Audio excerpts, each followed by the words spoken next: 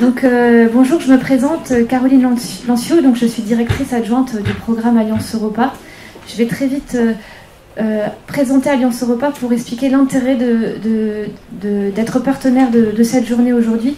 Alliance Europa est un programme régional qui a pour objectif en fait de rapprocher les acteurs académiques, universitaires, des acteurs non académiques pour développer la recherche, la formation et l'innovation sur une thématique spécifique, c'est l'étude des défis sociétaux, culturels et politiques de l'Europe en crise dans la mondialisation.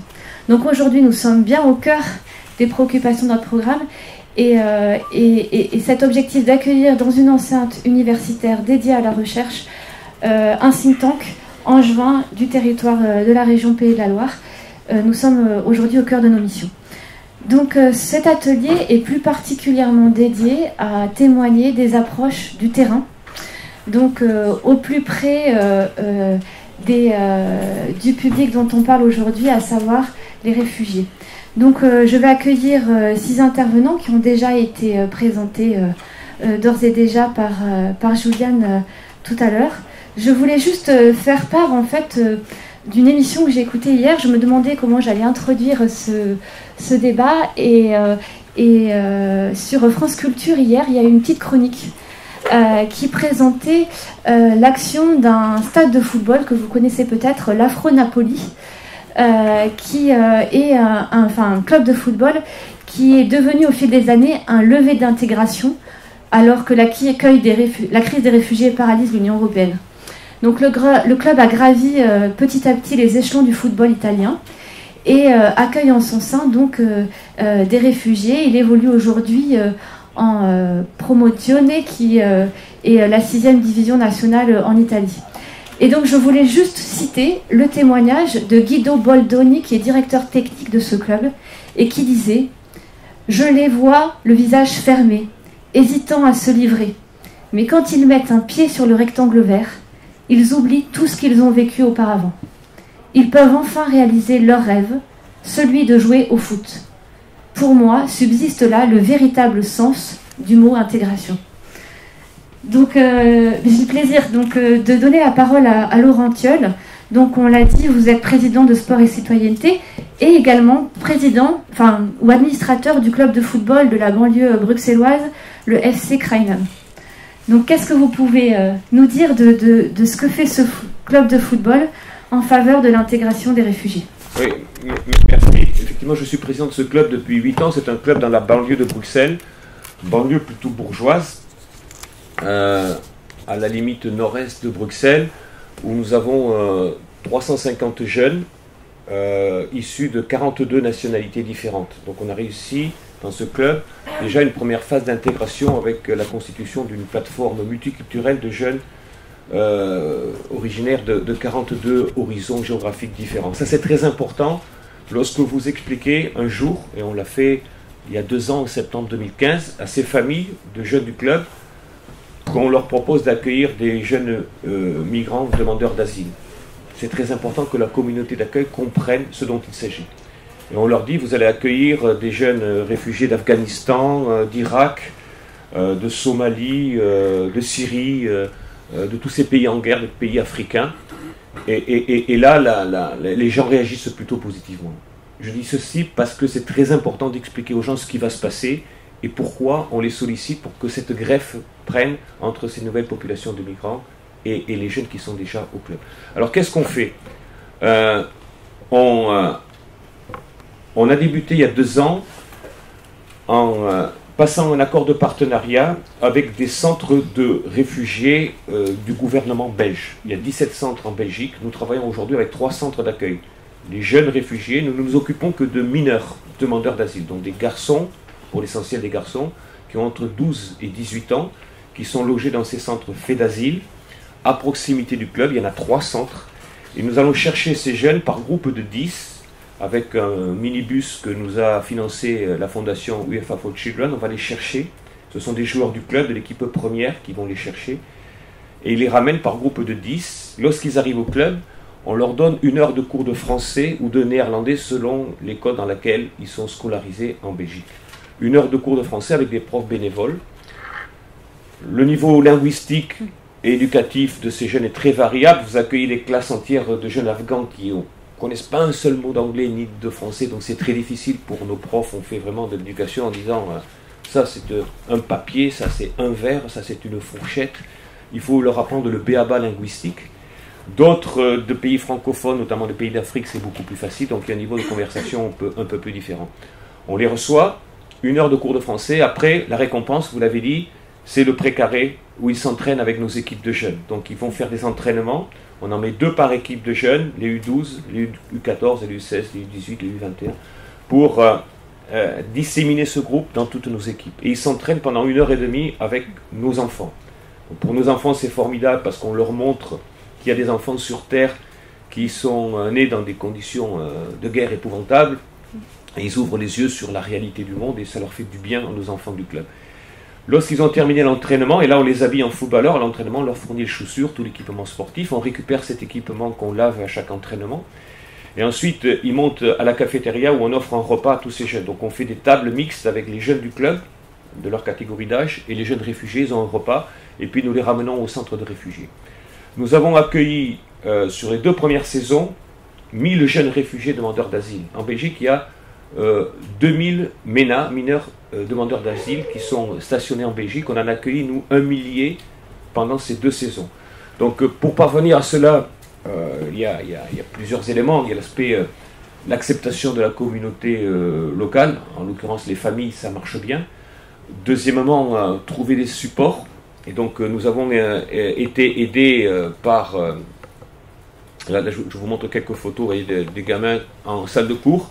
Donc ça, c'est une salle de cours qu'on a inaugurée le mois dernier, qui était des anciens vestiaires qu'on a réaménagés en salle de cours grâce à un financement de partenaires privés. Il y a le groupe Lévi-Strauss qui nous a financé une partie des travaux, la Fondation Royale en Belgique et la Fondation Royale Roi-Baudouin qui nous a donné les subsides et la commune. Et nous pouvons accueillir ces garçons avec des profs bénévoles que vous voyez ici dans un bon confort de salle de classe. Ils s'entraînent sur nos 2 pelouses, vous les voyez ici jouer au foot avec des gamins de notre club. Ils partagent un repas dans la cafétéria où ils sont servis par des jeunes de l'équipe première de notre club. Et puis nous les ramenons au club. Nous avons reçu un nombre important de soutiens. D'abord, la Commission européenne nous a choisi comme projet pilote européen et nous a donné un programme Erasmus+, qui continue jusqu'à la fin de l'année. La fondation UEFA for Children nous a permis, je l'ai dit tout à l'heure, de financer l'achat d'une camionnette qui nous permet de raccompagner ces gamins. La fondation Royale Roi-Baudouin et puis des entreprises privées comme Engie, un leader du secteur énergétique, et la fondation Lévi-Strauss. Si vous voulez chiffrer tout ça, il faut vous dire qu'un jeune réfugié, avec le service qu'on lui donne, vous coûte à peu près 100 € pour la saison. 100 € dont vous avez accueilli 1000 réfugiés, ça vous fait 100 000 € de budget. Pour un club amateur comme le nôtre qui évolue à un niveau promotion d'honneur, on a besoin de tous ces soutiens qui sont venus de manière importante. L'objectif que nous nous sommes fixés, c'est de développer ce conseil d'accueil dans un club de foot à d'autres clubs belges. Donc on a passé un accord de partenariat avec la Fédération belge de football, et notre modèle est expliqué à des clubs belges candidats. Donc aujourd'hui, il y a une vingtaine de clubs belges qui veulent imiter notre modèle, et nous envoyons des joueurs de Krainem expliquer comment nous nous y prenons à Krainem dans notre club pour accueillir ces jeunes réfugiés, et ça fait tache d'huile. Et donc nous espérons avoir un réseau à la fin de l'année d'une vingtaine de clubs belges. Au niveau européen, l'UEFA et le réseau FAIR, ce sera expliqué je crois dans d'autres ateliers, développent ce concept. Je pense que c'est quelque chose qui marche parce que j'ai eu un indice révélateur, c'est que l'UEFA, Fondation for Children, a ouvert un appel d'offres le mois dernier. Il y a eu plus de 2000 demandes de projets qui ont été présentés par des clubs amateurs en Europe à l'UEFA, donc ça prouve que le football en particulier, mais on pourrait parler d'autres sports, est un vecteur important, décisif, je l'ai dit tout à l'heure dans mon introduction, pour l'intégration de ces jeunes réfugiés. Ces jeunes gamins, quand ils viennent chez nous, ils sont transformés. On leur parle, notamment les profs, on ne leur parle jamais de leur parcours, comment ils sont arrivés chez nous. Il y en a un qui a voulu en parler l'autre jour, un jeune de la Côte d'Ivoire. Il était parti à pied de la Côte d'Ivoire, il avait traversé le désert, il est arrivé en Libye, il a fait 6 mois de prison en Libye.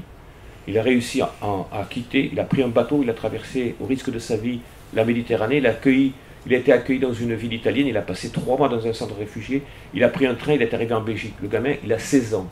15 ans. Je peux vous dire qu'il est armé pour la vie, le gamin.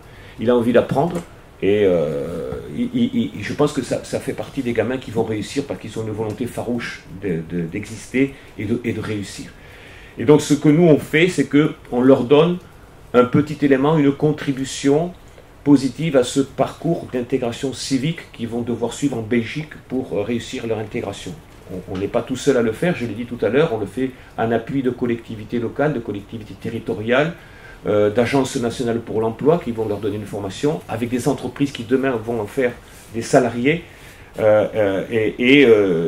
y a toute une chaîne de solidarité qui est bien organisée en Belgique sous la tutelle du ministère de la Migration, qui consacre 800 millions d'euros par an pour le fonctionnement des centres réfugiés dont j'ai parlé tout à l'heure, et donc il y a une volonté politique qui se manifeste par des engagements financiers en Belgique. La Belgique est un pays d'accueil par tradition, un pays multiculturel, avec des identités régionales qui se confondent, je l'ai dit tout à l'heure, avec cette multiculturalité, et tout ça c'est favorable à l'intégration de ces réfugiés. Je l'ai dit, il faudra du temps, il faudra de la patience, de la volonté politique et des moyens financiers, publics et privés importants pour réussir cette phase d'intégration. Et c'est vrai que quand vous voyez ces jeunes, comment ils repartent transformés avec un sourire aux lèvres les entraînements de foot qu'on leur donne, ça donne quand même beaucoup d'espoir. Voilà. Bien, merci. Excusez-moi. Merci. Non, ça marche. Mais il marche votre micro, vous voulez le mien? Merci beaucoup pour ce témoignage. Alors, comme on souhaitait que cet atelier soit le plus interactif possible, on vous propose de pouvoir poser immédiatement des questions après chaque intervention, de sorte à ce que si vous voulez des compléments d'informations sur le témoignage de Laurent Thiol, vous puissiez le faire. Donc un micro va circuler. Je vous demande de bien vouloir vous présenter et parler dans le micro, puisque nous enregistrons nos débats, de sorte justement à pouvoir conserver toutes les informations et les diffuser au maximum. Bonjour. Bonjour. Très beau témoignage, Mathieu Robert, Fédération Française de Football. Toute petite question, donc il participe aux séances d'entraînement, ça c'est très bien. Est-ce qu'il participe aux rencontres officielles proposées par le club? Puis, donc, du coup, la problématique de la licence, qui est peut-être une question que je pose avec un angle très franco-français, je m'en excuse, mais voilà, comment vous réagissez aussi sur les problématiques d'assurance? Ils sont assurés, l'ensemble des jeunes réfugiés sont assurés par leur centre d'accueil. Donc ils se blessent chez nous, c'est l'assurance de leur centre d'accueil qui le couvre. Certains d'entre eux, on s'est fixé un objectif de licencier, d'affilier une vingtaine de jeunes dans la saison. On en a déjà une vingtaine. Ceux qui ont le plus envie de jouer, on ne va pas chercher des Messi ou Ronaldo parmi ces gamins, mais ce sont des gamins qui ont envie de jouer le samedi. On a un accord avec l'Union belge de football qui facilite la délivrance des licences à ces gamins. Pour ceux qui sont accompagnés par les parents, autorisation parentale, c'est automatique parce que les parents sont sur place. Mais je vous l'ai dit, on travaille avec 80% de mineurs non accompagnés. Et donc là, il y a un système de tutelle. Le directeur du centre d'accueil se porte garant de la tutelle de cet enfant et il signe au nom des parents pour pouvoir avoir la licence. Et je vous dis, l'Union belge a un département de délivrance de licence pour réfugiés qui nous facilite vraiment la tâche. Est-ce qu'il y a une autre question ?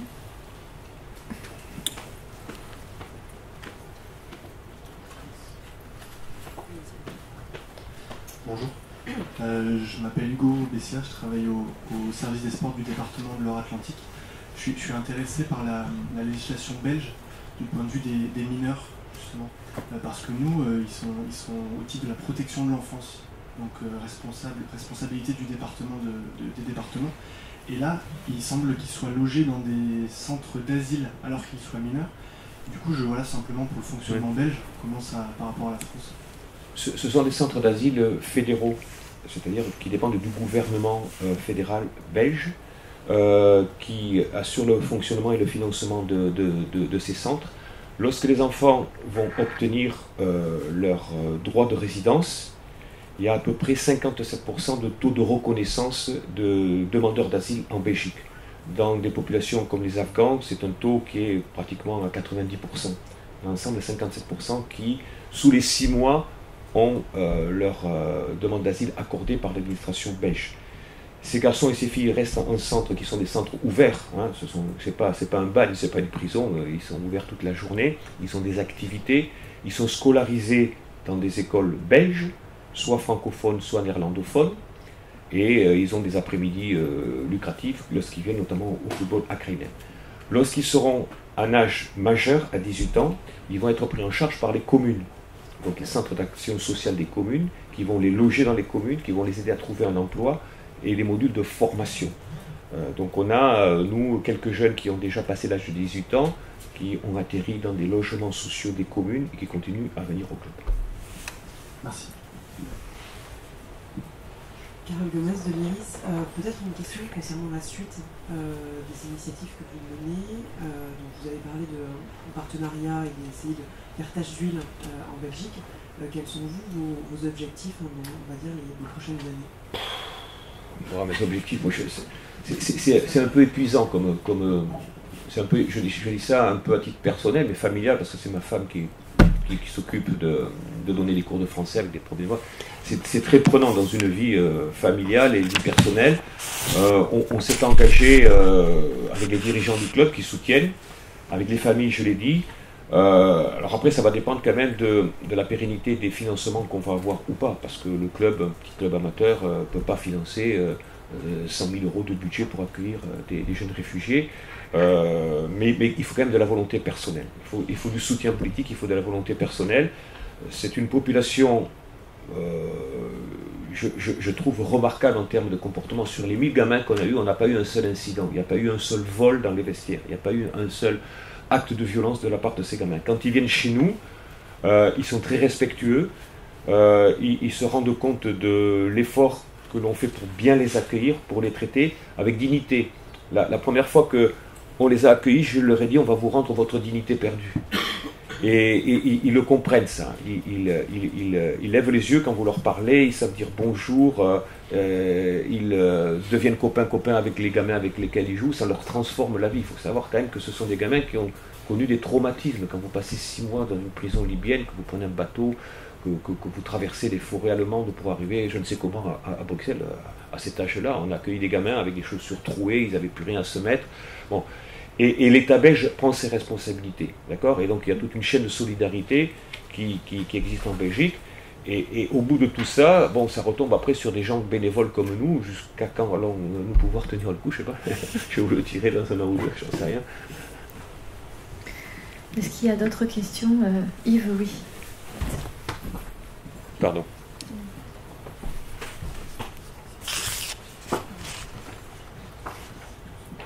Oui, bonjour, Yves Pasqua, Nelson Opa. Juste une petite question. Est-ce que vous avez rencontré des obstacles dans la mise en œuvre des projets que vous avez lancés, ou quelques freins, quelques résistances? Par chance, non. C'est un projet qui a pris tout de suite. Parce que c'est facile à expliquer. Je pense que vous avez compris ce que je vous ai dit pendant 10 minutes. Vous avez compris ce que c'est, comment ça marche. Et je crois que l'obstacle à lever, je l'ai dit tout à l'heure, c'est de faire accepter par la communauté d'accueil tous ces jeunes. Donc il faut expliquer aux familles. Moi, j'écris aux familles tous les 6 mois. On envoie un email pour leur expliquer pourquoi ces jeunes sont là, qui sont-ils, qu'est-ce qu'on fait pour eux, combien ils coûtent au club, qu'est-ce qu'ils vont devenir.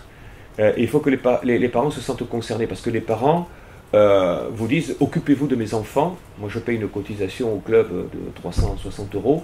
Occupez-vous de mes enfants. C'est un peu égoïste, mais c'est la réaction des parents, avant de vous occuper des réfugiés. Et donc, il faut qu'on mette les réfugiés au même rang que leurs enfants. Et ça, je vous assure, c'est un effort permanent.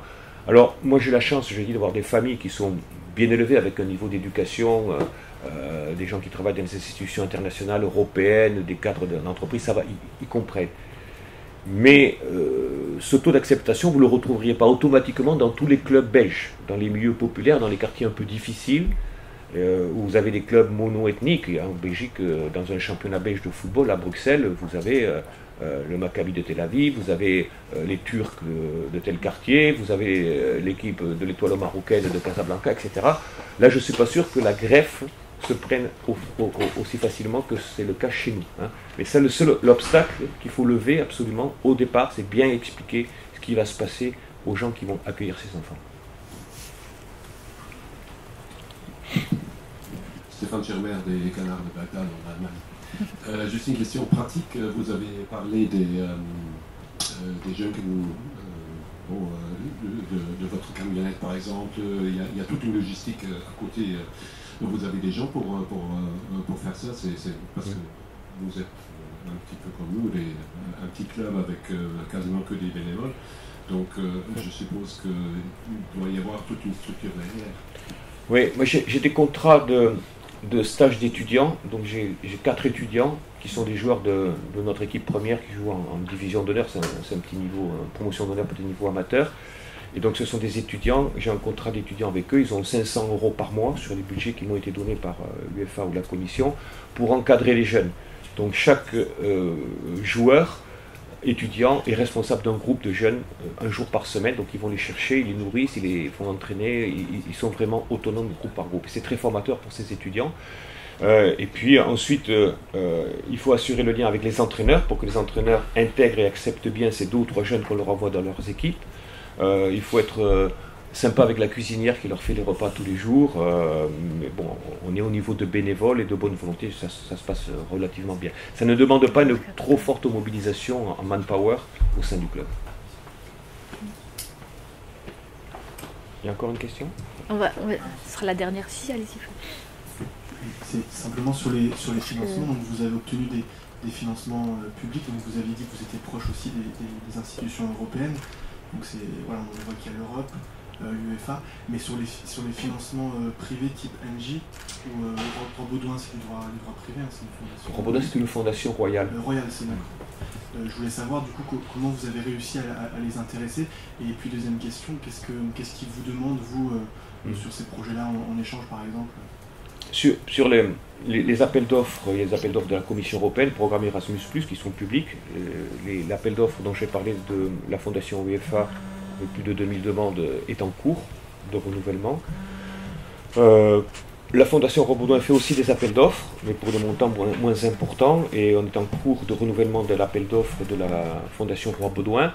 Et dans le secteur privé, c'est des coups de cœur. On a reçu un jour un coup de fil de la directrice générale Europe de Lévi-Strauss. Elle nous a dit, j'ai vu un article, parce qu'on est très médiatisé notre projet, on en parle dans beaucoup de médias en Belgique, il est très connu. On a eu beaucoup de médias. La semaine dernière, j'ai fait un reportage sur la TVE, sur la RAI. On est montré comme un exemple facile à expliquer par les médias. Et donc on a eu un coup de fil de la fondation Lévi-Strauss qui nous a dit, est-ce qu'on peut vous aider? Il nous envoie des profs, donc il y a 2 salariés de Lévi-Strauss qui viennent donner des cours de français avec nos profs. Ils nous ont offert des tenues pour les gamins. En échange, ils nous demandent très peu de visibilité. Lévi-Strauss n'a pas besoin de notre projet pour vendre ses blue jeans, et NJ non plus. Donc ce sont des gens qui font ça dans un esprit citoyen, d'engagement citoyen. Donc le retour qu'ils demandent en visibilité n'est pas énorme. Bien, du coup, je vous propose qu'on accueille tout de suite notre second intervenant, merci si vous voulez bien, et merci beaucoup, merci. Laurent Thion, pour votre témoignage. Venez nous voir à Krainen, c'est sympa. Du coup, moi, je vais donc vous présenter un projet qu'on a développé qui s'appelle les Volants de l'Union, projet développé en partenariat avec la Fédération française de badminton, avec France Terre d'Asile, mais aussi avec le soutien du ministère des Sports, de la Ligue Île-de-France de badminton et d'associations sportives. Puisqu'au final, et ce projet, je vais essayer de vous le détailler, avec un petit peu vous expliquer comment est-ce que l'idée était venue, l'objectif de ce projet, quel était le public visé, et en ça l'intervention de Bérangère Taxil était extrêmement intéressante, justement pour dire que nous on ne s'intéressait pas, entre guillemets, à tous les migrants, mais plutôt aux personnes dont le droit s'inscrivait sur le long terme en France, à savoir le public des réfugiés, et surtout essayer de faire un premier bilan de ce qui a été de cette initiative. Donc un petit peu pour vous parler de la jeunesse du projet, peut-être pour vous présenter l'IRIS. L'IRIS est donc un centre de recherche, comme Caroline Lanciot l'a dit. Il y a 2 pôles au sein de ce centre de recherche. Il y a un pôle sport, donc avec toute la dimension géopolitique du sport, mais il y a aussi un pôle humanitaire. Et compte tenu des différents événements, de la situation internationale qu'on a pu connaître, qui nous intéresse en tant qu'institut de relations internationales, c'est poser la question de savoir comment est-ce qu'on pouvait arriver à lier cette question de situation internationale avec le sport.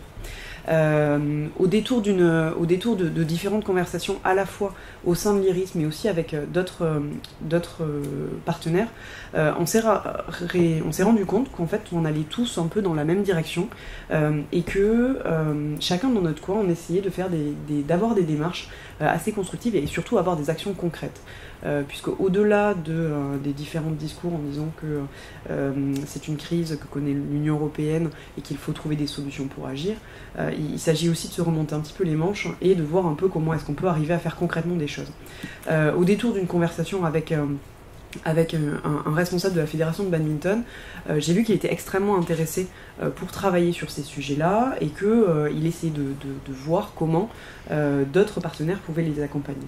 La réflexion un petit peu a mûri, on a rencontré dans un autre contexte France Terre d'Asile, qui eux étaient extrêmement partants sur ces questions-là, un peu surpris de l'intérêt de la fédération de badminton, puisque d'habitude c'est toujours, et c'est pas toujours, mais très souvent, le football qui est mis en avant. C'est pas du tout moi qui ai fait un reproche à ça, connaissant mon amour pour le football, mais du coup c'était bien de voir aussi d'autres sports, d'autres leviers d'action qui étaient mobilisés. Et donc au final, on a eu autour de la table, ça remontait à novembre 2016, des acteurs sportifs, donc avec la fédération de badminton, la Ligue l'Île-de-France de badminton, mais aussi une association qui s'appelle Solibad, des acteurs sociaux, à savoir France Terre d'Asile, et des associations, l'association de l'IRIS SUP, puisque la spécificité de l'IRIS, c'est qu'on a une école de relations internationales en notre sein, donc on forme des personnes, des étudiants au métier de l'international, de relations internationales, donc avec, on va dire, une appétence pour cette situation-là. Et au final, on s'est donc retrouvé avec le ministère des Sports aussi autour de ça pour essayer de mettre en œuvre un projet.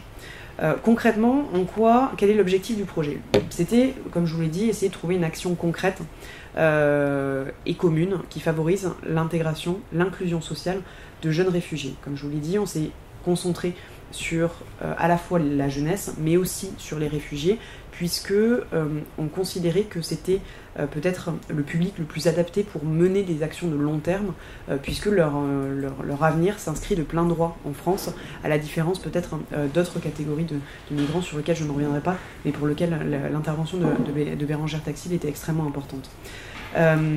Au final, on s'est rendu compte que si mener un projet était intéressant, ce qui était important aussi, c'est de l'inscrire dans le long terme et faire le pari de la jeunesse, à la fois pour les réfugiés, mais aussi pour les étudiants d'IRIS-SUP qui ont entre 22 et 30 ans, 22 et 35 ans, était quelque chose d'important. Donc au final, on a, avec l'ensemble des partenaires, essayé de mettre en place des binômes étudiants, réfugiés, autour du badminton. L'objectif, c'était de partager des volants, une raquette de badminton, comme on a pu le voir pour l'exemple du football, et arriver à faire du sport une excuse, un levier, un outil d'inclusion sociale pour des personnes dont l'avenir, je le répète, s'inscrivent sur le long terme en France. Au final, on a fait une soirée de lancement donc avec l'ensemble des partenaires le 15 mars 2017, qui a été plutôt une très grande réussite, et je vous montrerai un tout petit film tout à l'heure, où il y avait justement 33 réfugiés participants qui ont été identifiés et encadrés par France Terre d'Asile, et 24 étudiants IRIS-SUP. Donc c'était quelque chose qui était extrêmement intéressant, puisque au début, s'il y avait une certaine méfiance ou une certaine timidité dans les approches, au bout de 20 minutes, tout le monde parlait ensemble, même s'il y avait des barrières de langue, on arrivait toujours à se débrouiller en trouvant un anglophone, un arabophone ou un germanophone. Donc c'était aussi ça qui était intéressant, c'était de voir comment, à travers ce simple outil qu'est le sport, on peut arriver à faire tomber un certain nombre de barrières. C'est pas du tout une baguette magique, et ça, je pense que tout le monde le sait ici, mais ça peut être un outil, un levier qui est important. Au final, le public visé, et ça je vous l'ai dit, il était double, les étudiants IRIS-SUP, mais aussi des réfugiés qui bénéficient d'une protection internationale. Ce qui est intéressant aussi, c'était, on a fait des statistiques sur l'âge des participants. Donc évidemment, il y a, on va dire, la plus grande tranche qui est entre 20 et 30 ans. On n'a pas voulu non plus complètement fermer la porte aux personnes qui avaient dépassé les 35 ans, puisqu'on considérait que eux aussi, comme les autres, avaient aussi le droit d'échanger quelques volants. Et ce qui était aussi intéressant, c'était le pays d'origine des réfugiés, qui justement arrive à démontrer et à faire tomber un certain nombre d'idées reçues sur la question des réfugiés. Au final, quel bilan tirer de cette initiative? C'est une initiative qui a mis un peu de temps à mettre en place, qui a duré pendant 4 mois à peu près, d'avril jusqu'à juin-juillet. On a créé 12 binômes et trinômes entre des étudiants IRIS-Sup et des réfugiés. On a réussi à mobiliser 13 clubs franciliens solidaires, donc autour de Paris, au sein de Paris, mais aussi dans la proche banlieue, toujours à côté des centres d'hébergement des réfugiés, justement parce qu'il n'y avait pas forcément cette possibilité de déplacement qu'il peut y avoir en province, puisque pour ceux qui connaissent un peu Paris, passer d'une ville mitoyenne à une autre peut être extrêmement compliqué s'il n'y a pas les transports entre les deux. Et donc au final, on a eu aussi la volonté de faire un retour d'expérience, voir un petit peu quelles étaient les choses qui n'allaient pas, parce qu'évidemment, comme dans tout projet, il y a eu des erreurs, il y a eu des petites incompréhensions. On a essayé d'avoir une analyse assez concrète sur ça, voir comment est-ce qu'on pouvait améliorer ça. Et on a eu un retour à la fois des clubs qui étaient tous extrêmement satisfaits de cette initiative, de la part des étudiants qui, pour certains, sont en première année et qui vont reconduire cette initiative en deuxième année et même essayer de le porter dans les prochaines années, et des réfugiés qui étaient extrêmement satisfaits de cette situation et qui même étaient demandeurs et voulaient que ça continue pendant l'été et pendant d'autres sports, et pour le faire peut-être un peu plus qu'une fois par semaine. Donc c'était quelque chose d'extrêmement positif et toujours rendu possible par la mobilisation des acteurs sur le terrain, France Terre d'Asile, Ligue Île-de-France de badminton. Au final, nous, on essaye de mettre en place une initiative à plus grande échelle en janvier 2018, cette fois avec la Ligue Île-de-France de badminton, donc avec notamment la question des licences et de l'assurance a été posée. On est en train de réfléchir à la question d'une licence solidaire qui serait payée et par le réfugié et par l'étudiant IRIS-Sup, pour toujours mettre à niveau d'égalité les étudiants et les réfugiés. Peu importe leur passé, nous ce qui nous intéresse c'est leur avenir et comment est-ce qu'ils vont s'inscrire dans le long terme, soit dans leur métier, soit dans leur vie tout simplement. Ah, il y a une question. Après on va enchaîner. Oui, bonjour. Marjo Yvonnier, étudiante en Master 10 développement, intégration et culture à Rennes 2. Moi je me demande, du coup, c'est vos étudiants, oui. Mais vos étudiants ont vraiment un esprit étudiant. Et que devient les binômes?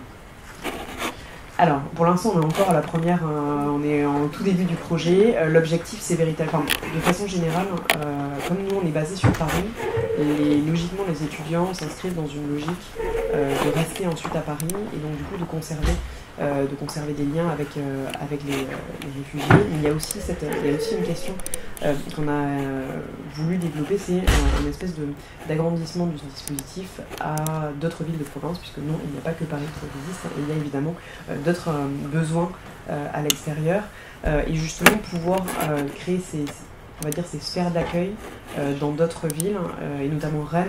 Il y avait quelqu'un qui était extrêmement intéressé par ce projet-là, qui voulait l'importer là-bas, et justement avoir ces relais.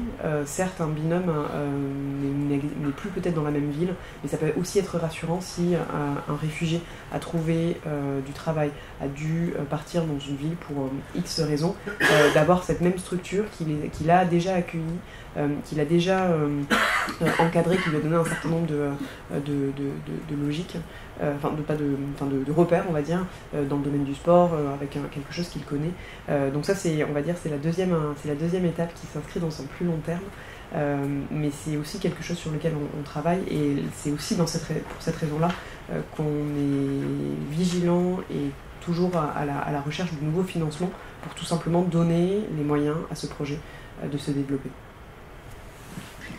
Bien, merci beaucoup Carole Gomez de votre témoignage.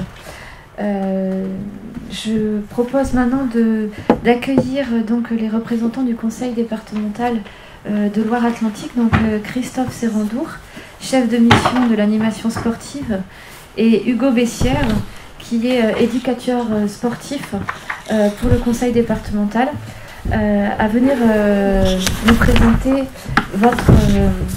votre expérience. Alors en introduction, je voulais juste préciser que le magazine du mois d'octobre du conseil départemental, la couverture met en évidence justement la question des jeunes migrants, avec ce titre « Jeunes migrants, la réalité en face ». En effet, le conseil départemental a pour compétence la protection de l'enfance. À ce titre, la protection des mineurs non accompagnés entre dans les missions du conseil départemental qui se doit de leur apporter un hébergement et de leur garantir l'accès aux soins et à la scolarité. Vous travaillez tous deux donc au sein de la direction des sports et donc à ce titre plutôt chargé de l'animation sportive sur le territoire départemental. Qu'est-ce qui vous a poussé à travailler avec le public des mineurs isolés? Bonjour à tous. En fait, c'est des rencontres, c'est le hasard au départ. C'est une application personnelle sur une association de migrants.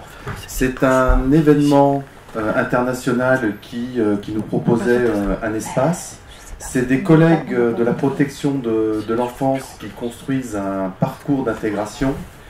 Et c'est la venue d'un stagiaire qui est Hugo, pour 1 an et demi de stage sur le département. Toutes ces choses ont fait qu'à un moment donné, on s'est dit, bah oui, il faudrait aussi qu'on puisse faire quelque chose pour ces jeunes migrants.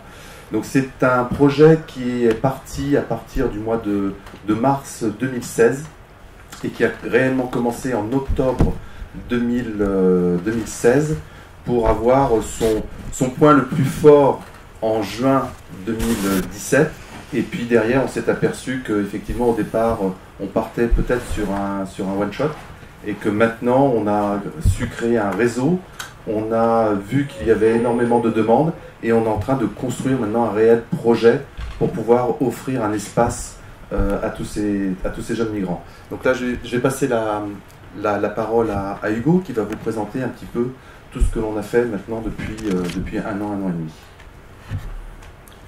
Merci Christophe. Alors donc oui, on est donc le contexte, c'est le conseil départemental de Loire-Atlantique. Donc c'est peut-être des choses que vous savez déjà, mais donc c'est la collectivité territoriale donc qui administre les politiques publiques sur le territoire de Loire-Atlantique. Et c'est une collectivité qui est quand même très axée sur le social historiquement, avec par exemple les personnes âgées, les retraités, donc ce qu'on appelle les seniors, le handicap, enfance-famille. Christophe a parlé de la protection de l'enfance, donc ça dépend du département. Et puis tout ce qui est insertion RSA, pour retrouver un emploi, se réinsérer dans la société. Donc à la base, la collectivité est déjà très ancrée dans tout ce qui est politique sociale.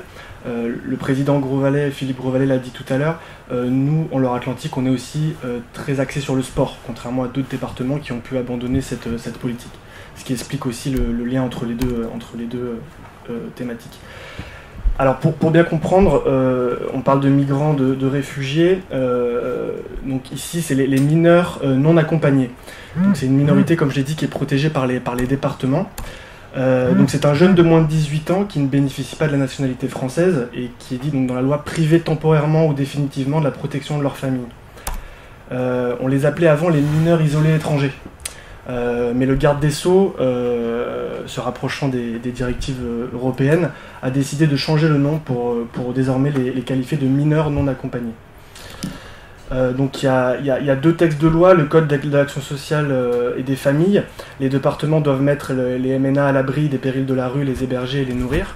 Donc pour cela, ils appartiennent au champ de la protection de l'enfance, et non pas des réfugiés ou des demandeurs d'asile, c'est bien de la protection de l'enfance. Et la loi du 14 mars relative à la protection de l'enfance, Monsieur Thuel en a parlé tout à l'heure, qui acte un dispositif en fait de répartition de ces jeunes MNA entre les différents départements en France. Donc notre département est très concerné par ces arrivées. On observe un flux croissant depuis maintenant quelques années. On est aujourd'hui, pour l'année 2016, ils étaient donc 478 MNA sur le département, 95% de garçons quand même. Voilà, on a vraiment pas beaucoup de filles. Alors je connais pas le contexte historique, sociologique des migrations, mais voilà, c'est essentiellement des garçons auxquels nous avons affaire. On observe depuis 2012 jusqu'en 2016, ça a été multiplié par 12, voilà, le flux de ces jeunes.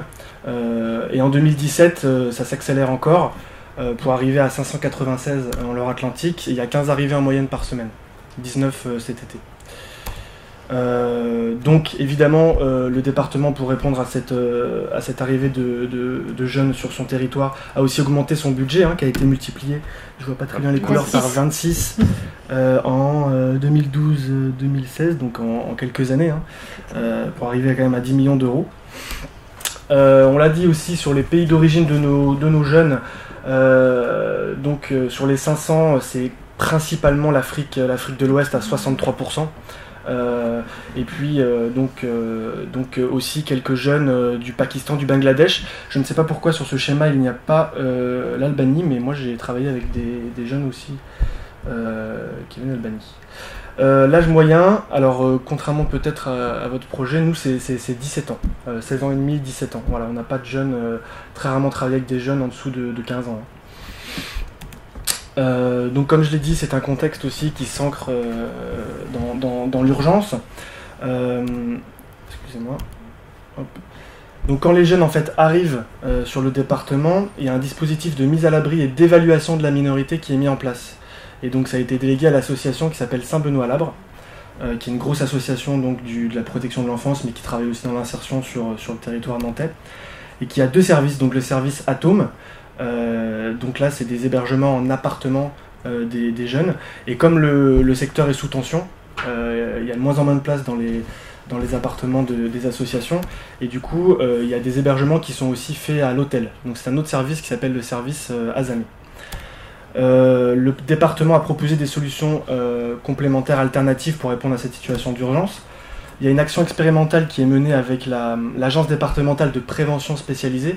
Donc en Loire-Atlantique, la prévention spécialisée appartient à la protection de l'enfance en complémentarité. Voilà. Dans d'autres départements, c'est pas la même chose. Donc il y a 80 à 96 jeunes en attente de faire reconnaître leur minorité qui sont aussi dans ce dispositif. Et puis l'accueil solidaire de MNA, un projet de citoyens volontaires, des familles qui accueillent les jeunes chez eux. Donc vous voyez sur le petit schéma, les principales étapes, c'est une arrivée à l'association Saint-Benoît-Labre qui évalue la situation, donc la minorité ou non, et aussi l'isolement, le degré d'isolement du jeune. Et ensuite, il y a une officialisation par la justice du statut, soit donc il est reconnu mineur, et là il rentre sous le statut de la protection de l'enfance du département, soit il est reconnu majeur, et là le département n'a plus du tout de prise, c'est la fin de la prise en charge par le département, et donc là c'est une nouvelle aventure qui commence pour le jeune. Donc comme l'a dit Christophe, c'est un peu le fruit du hasard et puis de notre volonté aussi en interne. La délégation nantaise qui travaille sur le secteur de Nantes a des agents de développement locaux, ce qu'on appelle, et donc face à la situation urgente de certains jeunes qui étaient logés à l'hôtel, ils ont mis en place ce qu'on appelait un parcours citoyen d'intégration à titre expérimental. Donc c'était une vingtaine de jeunes en fait qui ont pu bénéficier, donc c'était un peu comme votre association, comme votre club de foot, des cours de langue. Qu'est-ce qu'il y avait dans ce parcours ? Il y avait vraiment beaucoup d'activités en sollicitant fortement le secteur associatif de Nantes. Il y avait des cours de théâtre, ils ont fait une pièce de théâtre à la fin du projet, et donc ils nous ont aussi sollicité sur le sport, et donc on a mis à disposition de ce parcours quelques actions sportives. Donc là c'est une petite vidéo, on vous la montrera peut-être à la fin si on a le temps, ou je pourrais vous l'envoyer. C'est tout ce qu'on a fait avec ce groupe de jeunes. Voilà. Donc pour nous, en fait, on l'a déjà dit, je vais peut-être pas le répéter, mais l'importance du sport comme levier pour ces publics. Il y a évidemment une remobilisation personnelle. Faire une activité physique et sportive avec d'autres gens, ça fait sortir du logement, de l'appartement ou de l'hôtel, ça fait aller faire quelque chose d'autre. Il y a une redynamisation aussi corporelle, évidemment, on va bouger, donc aussi sur le côté tout ce qui est sanitaire et santé. Et puis, ce qui nous paraissait nous le plus important, une reconstruction de liens sociaux, alors entre eux, avec nous, avec leurs éducateurs, mais aussi dans la cité nantaise.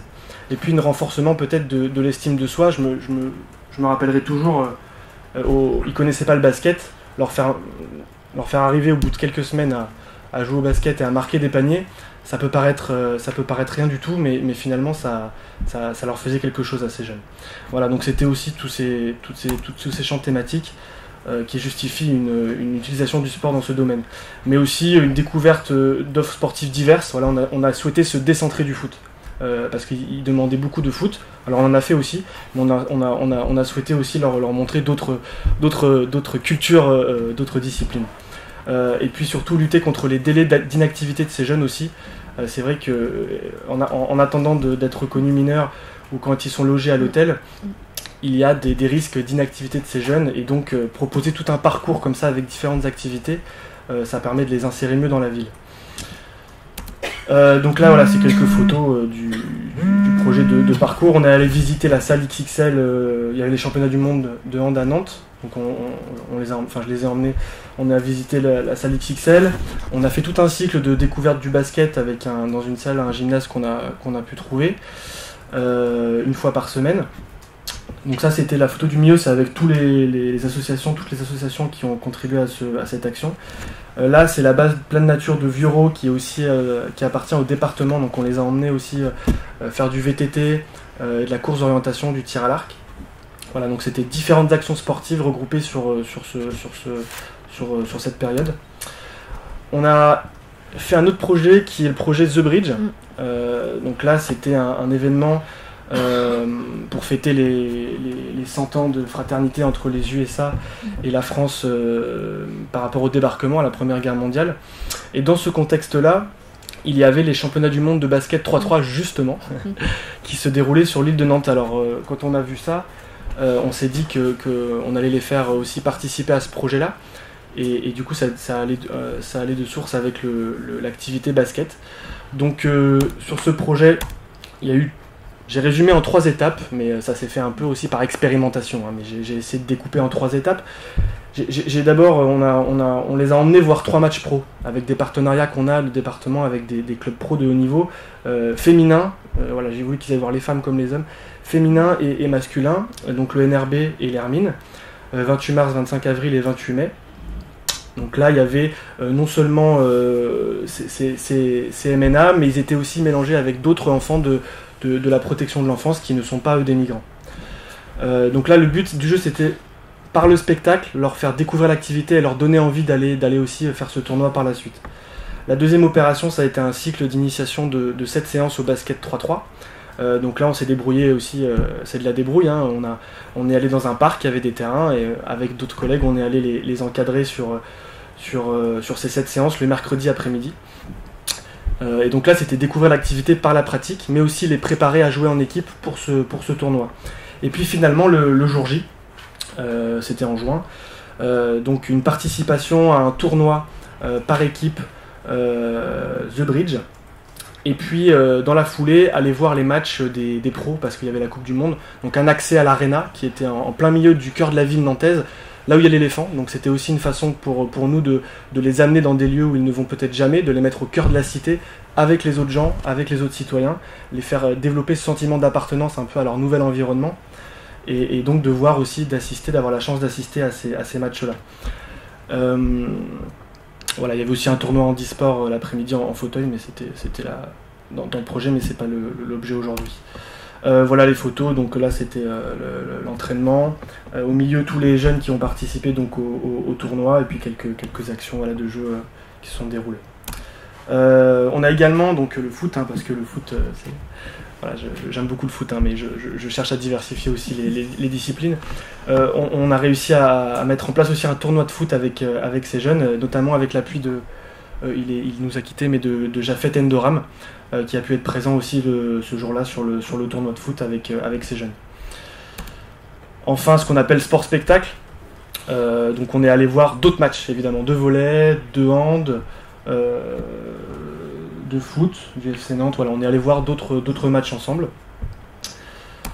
Et puis ce qu'on a appelé les actions sport nature, donc on a pu faire aussi de la randonnée en VTT au bord de la Chésine, et puis la base de Vieuxroux qui appartient au département où il y a tous ces sports. Ils y retournent à la Toussaint, là, voilà, ils sont une bonne bande d'Azamés, ils y vont en bivouac 2 jours, ils y retournent, et là on va tenter le catamaran. Donc voilà pour la suite, on a fait le constat qu'il y a pas mal d'opportunités et surtout des partenariats à construire. Tout ce qu'on a fait, le basket, on est allé voir le comité de basket, ça s'est fait comme ça. C'est souvent des rencontres, beaucoup de rencontres. Tu en parlais tout à l'heure avec le badminton. Moi j'ai l'impression que c'est sur des bien entendus que ça marche, hein, ces actions-là. Voilà, c'est souvent de la rencontre et de la volonté. Mais aussi des ressources, hein, au département. Donc on avait des ressources, cette base de pleine nature. Les partenariats qu'on a d'intérêt général, ce qu'on appelle des missions d'intérêt général avec les clubs pro et les différents comités. Parce que le département étant la collectivité qui régit le département, les comités sont au niveau sportif l'institution départementale, donc pas la ligue pour la région mais le comité. Les événements de l'animation sportive départementale, dont Christophe est le responsable, donc c'est par exemple le Val-Aventure qui est un raid organisé sur la commune je sais plus la commune, mais sur la délégation du Pays de Ré. Voilà, on pourrait aussi inclure ces jeunes-là sur ces événements. Les projets ponctuels, donc là on sait qu'il y a le Tour de France qui va partir de la Baule en juin. Voilà, on voudrait partir en vélo, faire Nantes-La Baule en vélo avec les jeunes. Moi-même je suis dans le kinball, c'est un sport émergent donc qui n'est pas très connu, hein. Je pense que vous ne connaissez pas mais c'est pas l'objet ici. C'est un sport très inclusif de coopération où il n'y a personne qui est laissé pour compte, qui joue à 3 équipes, donc on a peut-être aussi ce projet-là de développer des initiations au kinball et de finir sur un tournoi à la fin de l'année. Et puis les sorties VTT parce qu'on a Jean-Cyril Robin au service des sports aussi, ancien coureur du Tour de France, donc on peut aussi faire appel à ces ressources-là. J'ai mis imagination, ça me tenait à cœur. En fait on peut tout imaginer, quoi. C'est assez dingue en fonction des ressources qu'on a et des partenariats qu'on peut construire.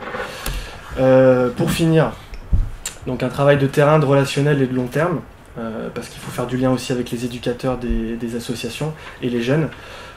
Planification difficile des événements et des activités qui parfois arrivent au compte-gouttes, donc il faut tout de suite qu'on mette en lien les gens, etc. Une captivité et un suivi des jeunes, parfois il y a de la résignation, des retards, il y a un parcours évolutif, il y a des jeunes qui ne sont pas à l'école, qui vont aller à l'école, des jeunes qui ne sont pas en formation, paf, qui vont trouver une formation, donc ça va les sortir aussi des activités. Une disponibilité des professionnels accompagnants, donc des éducateurs spécialisés des associations qui travaillent pas forcément tout le temps le week-end, etc. Donc tout ça, ça s'adapte. Nous, on n'a pas de minibus, voilà, mais on s'est arrangé. Hein. C'est vrai que la transport des jeunes, c'est un frein. Les infrastructures, voilà, on essaye de trouver des gymnases. Le département lui-même n'a pas d'infrastructure, c'est la ville de Nantes, mais on a réussi à avoir des partenariats pour trouver un gymnase, par exemple. Le moyen de communication, répéter encore et toujours l'information aux jeunes, aux éducateurs spécialisés. Si on n'est pas derrière, le projet risque de capoter. Il faut être présent, quoi. Il faut alimenter. Alors là, peut-être comparé aux autres projets qu'on a pu voir, nous on n'a pas encore réussi à créer de la mixité. C'était quand même très dans l'entre-soi, hein. On aimerait à terme développer cela, mais on n'avait pas forcément les publics, voilà, les clubs ou alors un club de foot, on n'avait pas forcément ou des étudiants, mais voilà, tout est imaginable et on voudrait aller vers plus de mixité. Et puis le sens de l'action et l'évaluation, éviter un peu quand même la consommation, juste d'aller voir un match, faut que ça s'ancre dans un projet global, quoi. Voilà, c'est ça. Excusez-moi, je me dois de jouer le rôle de gardienne du temps, il vous reste 1 minute. 1 minute ? Oui. D'accord. Et bien après, parfait. Les différents potentiels, donc on a pu constituer quand même une grosse base de contacts dans le domaine du social et du médico-social. C'est compliqué quand on ne connaît pas le secteur des mineurs non accompagnés au début. Il faut bien situer qui travaille où, quelles associations gèrent quoi, quels sont les éducateurs, il y a les chefs de service, les directeurs. Voilà, c'est tout un système, une matrice à comprendre avant de pouvoir mobiliser les personnes. Une construction d'un relationnel de confiance. Si on a de la confiance avec les gens, ça marche beaucoup mieux. On a accès directement aux éducateurs, etc. Ça va beaucoup plus vite. C'est vrai qu'il y a eu, comme le disait Christophe, une forte demande avec une mobilisation surtout de Azamé et d'Atome, les deux services de cette association Saint-Benoît-Labre. Donc on a repéré comme une intégration des jeunes, une autonomie. Ils se déplaçaient eux-mêmes pour aller aux différents événements dans la ville. Donc quelque part, ils prenaient le tramway, ça les faisait découvrir leur nouvel environnement, les règles de vie et puis les règles des sports co, hein, voilà. Ça joue aussi. Un fonctionnement en réseau, donc je parlais des différents comités, du département, des éducateurs, voilà, c'est du réseau. L'appropriation de la ville, je fais partie de la ville parce que je participe à cet événement, donc je prends part, donc quelque part, ok, on m'accepte, maintenant j'ai ma place aussi quelque part ici. Les apprentissages moteurs et sportifs, santé, bien-être, alors la lutte contre l'inactivité de ces jeunes, et puis je voulais juste finir là-dessus parce que j'estime que c'est important et que c'est pas assez dit. On leur apporte beaucoup, je pense, à ces jeunes, mais il ne faut pas négliger ce que eux apportent aux personnes. Parce que je me souviens d'une Apart City Club organisée par Tony Parker à Nantes, là, on avait réussi avec le département à faire venir 40 jeunes, dont beaucoup de MNA. Ce qui est ressorti des bénévoles du comité de basket, c'est dis donc Hugo, ils ont la banane, ils sont hyper contents, nous ça nous procure des sensations qu'on n'a pas forcément avec des publics ordinaires. Donc il ne faut pas négliger que ces publics apportent aussi aux personnes. Voilà. Bien, merci beaucoup pour la richesse de ce témoignage. Si vous avez des questions, je propose qu'on y consacre juste 5-6 minutes pour pouvoir laisser aussi le temps à nos autres intervenants de présenter leurs interventions. Gilles Hugo, je vais intervenir à la fin, mais moi je vous laisse encore 5 minutes de beau temps, parce que c'était super. Voilà, merci beaucoup.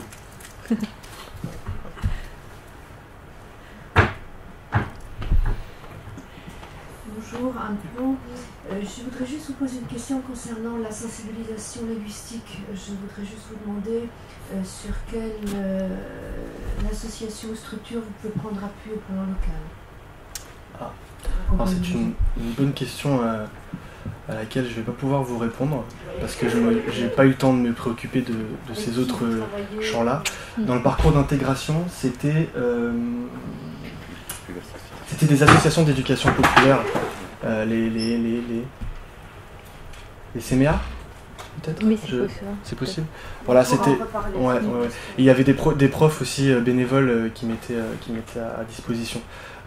Mais par le sport, la langue vient aussi. On apprend plein de termes techniques. Après, la plupart des MNA viennent d'Afrique de l'Ouest, donc ils ont quand même une bonne base française.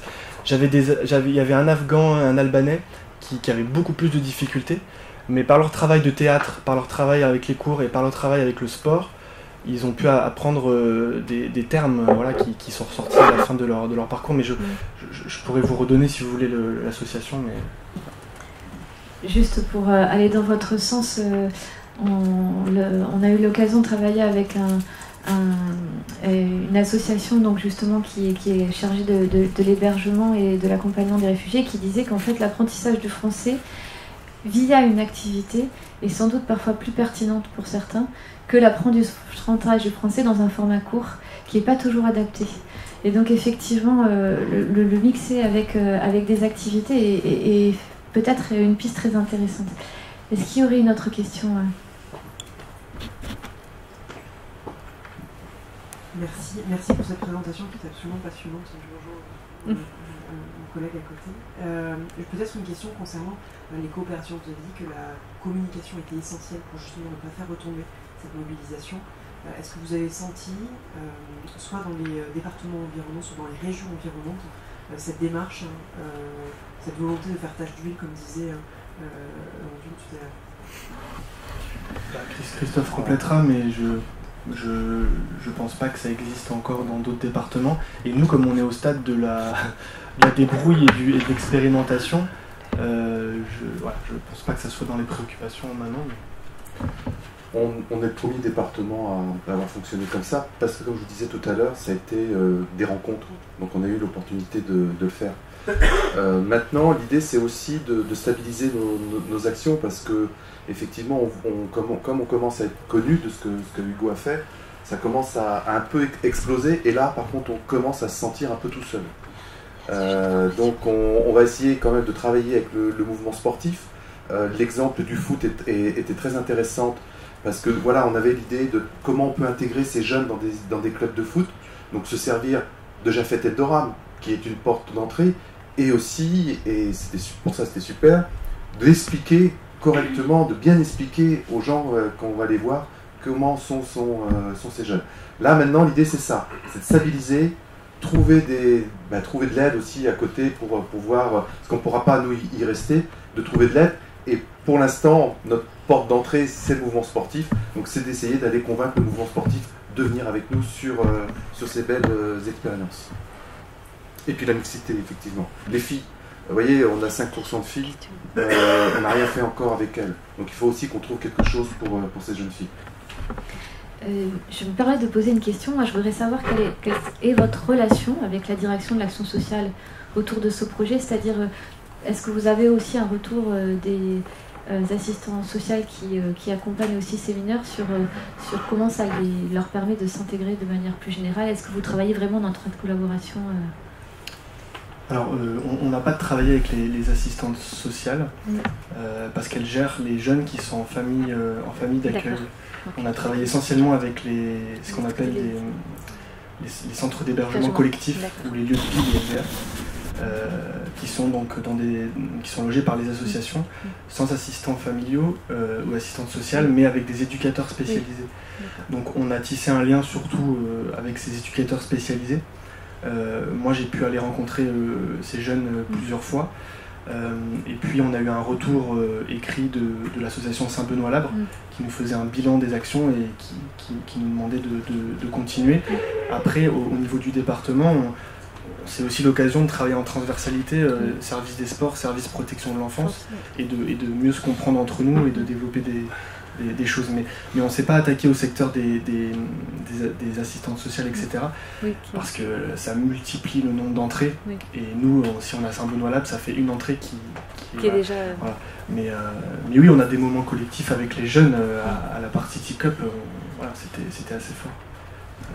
Et sur le travail en transversalité, effectivement, maintenant que ce sont des publics qu'on ne connaît pas forcément, l'idée que ce soit sur la protection de l'enfance ou sur les personnes handicapées, c'est aussi de travailler avec nos collègues qui sont sur ce secteur-là et de ne pas aller faire de bêtises avec ces publics-là. On a la connaissance et l'apport technique de l'éducation physique, mais à côté de ça, il nous faut aussi l'aide de nos collègues. Est-ce qu'il y aurait encore une question Alors, si vous voulez bien, merci infiniment là, de votre témoignage. Et donc, j'ai le plaisir d'accueillir Stéphane Schirmer, qui est administrateur du club Vitesse Mayence. Non. Ah, c'est pas le bon... Je vous explique. Ah, vous allez tout nous expliquer alors. En tout cas, merci de venir pour témoigner. Vous venez d'Allemagne, et bon, c'est pas très loin de la frontière française quand même. Et Mayence partage avec la France une histoire commune. C'est peut-être ce qui explique votre aisance en français. Voilà, donc vous allez nous parler justement d'un club qui a été créé dès 1973 et qui, dès 1973, a intégré des réfugiés. Donc ça, c'est quand même une expérience incroyable. Et donc, vous avez énormément de recul, je pense, sur la manière d'intégrer par le sport les réfugiés.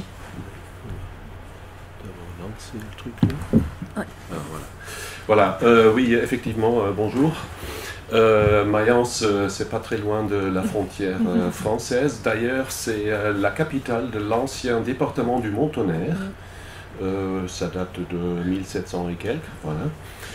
Donc, on a des relations encore assez fortes avec la France. On a fêté il y a 3 ans, je crois. C'était les 50 années de Rhénanie-Palatina, amitié Rhénanie-Palatina avec la Bourgogne. Oui, voilà. Donc, voilà. Donc, Mayence, c'est à peu près 1200 km d'ici. Et puis notre club qui s'appelle Enter Bagdad, et le lien avec Vitesse Mayence, je vous explique, existe depuis 1973. Enter Bagdad, ça veut dire les canards de Bagdad. C'est un peu bizarre comme nom parce qu'à l'époque, c'était les années 70, on était un peu bizarre. On buvait de la bière, on fumait des cigarettes et autre chose. Et puis voilà, donc on jouait au foot, on était une bande de tout copains au lycée qui s'ennuyaient au cours de maths. Donc on a fondé un petit club et on a cherché un nom et puis voilà, carburé par la bonne bière allemande et toutes ces choses-là, et bien on a trouvé ce nom.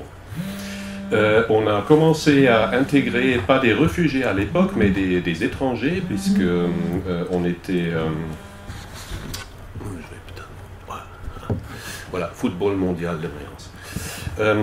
On a commencé à intégrer des étrangers depuis toujours, parce que pour nous, ayant une éducation humaniste et humanitaire, l'intégration de gens d'autres jeunes, d'autres gens d'une culture différente, religion différente, couleur de peau différente, pour nous, c'était jamais un problème.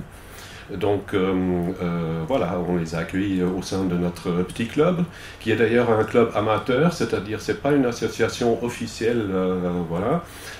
Et c'est la raison pour laquelle on a un club mère qui s'appelle Vitesse Mayence, qui est officialisé, qui a sa structure et tout ça, mais nous on est toujours resté le petit club d'amateurs, voilà, étudiants si on veut. Voilà. Donc, on a donc cette atmosphère familiale parce qu'on a toujours intégré au départ, bon, c'était les petites amies, après c'était les épouses, les enfants, les amis, tout, on a toujours intégré toute la famille. On était toujours multiculturel et on était toujours et on est toujours bénévole, c'est-à-dire tout le monde qui s'occupe des réfugiés aujourd'hui, ce sont des bénévoles qui gagnent pas d'argent, qui font ça pendant leur loisir, à côté de leur occupation professionnelle et tout ça. Et puis voilà, notre slogan « You'll never watch alone », ça c'est un peu difficile à traduire. Vous connaissez peut-être la chanson « You never walk alone », qui est chantée par les fans de foot dans tous les stades. Donc « walk », en allemand ça veut dire « gehen » et « watschel », c'est la façon de marcher d'un canard. Ouais. Voilà. Dandine en fait. Oui, dandiner, oui, c'est pas tout à fait ça, mais bon, voilà. Donc, you never dandine alone, voilà, si on veut. Ça décrit un petit peu notre philosophie, puisque, voilà, on est une grande famille, on a un grand réseau, et puis on laisse jamais tomber quelqu'un. Donc, depuis 2014, quand les premiers réfugiés sont arrivés chez nous en Allemagne, on s'est approché des structures qui s'en sont occupées et on a dit voilà, on est un petit club de foot mais on veut bien accueillir les gens, voilà, s'il y a quelqu'un qui s'intéresse à taper la balle, eh bien envoyez-le. Donc il y avait une poignée de réfugiés adultes à l'époque qui est venue. Et puis il y en avait d'autres, et aujourd'hui il y en a 25 adultes. Et après, donc en 2015, l'année après, on avait commencé cette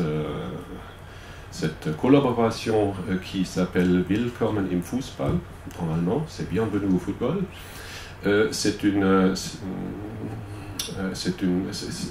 On était le projet pilote en Allemagne avec le club de la Bundesliga Mainz 05, Mayence 05, et puis la fondation Juvent qui s'occupe des réfugiés.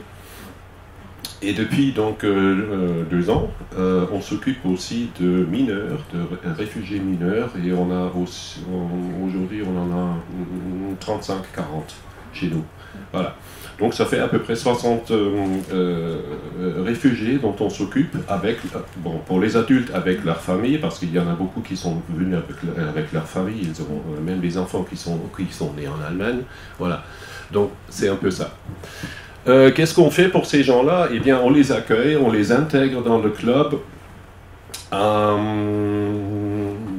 on les fait jouer au foot. Bon, chacun ou chaque enfant, à un moment donné, commence à taper le pied contre quelque chose.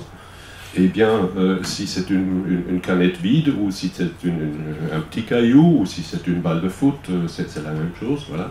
Donc, quasiment tout le monde sait jouer au foot. Enfin, taper la balle, plutôt. Jouer au foot, c'est différent. Donc, c'est un moyen pour accueillir les gens, pour s'ouvrir. Donc, en plus de ça, on organise des activités communes.